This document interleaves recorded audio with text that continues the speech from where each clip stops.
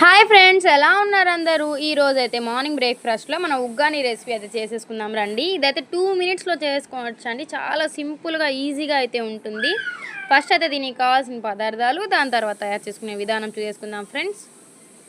బొరుగులు, onion, tomato, ఎండుమిరపకాయలు, కొత్తిమీర, కరివేపాకు, ఉప్పు, కారం, పోపు దినుసులు. ఫస్ట్ అయితే స్టవ్ ఆన్ చేసుకొని ఒక ప్యాన్ అయితే పెట్టుకుందాము. ప్యాన్ హీట్ ఎక్కిన తర్వాత అయితే పోపు దినుసులు అయితే వేసుకుందాము. దాని తర్వాత కరివేపాకు, ఎండుమిర్చి అయితే వేసేసుకోవాలి.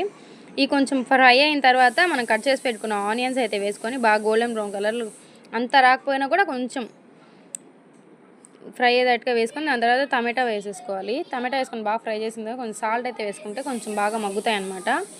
దాని తర్వాత చిల్లీ పౌడర్ అయితే వేసుకొని బాగా కలిపేసుకోవాలి. దాని తర్వాత కొత్తిమీర అయితే వేసేసుకుందాము.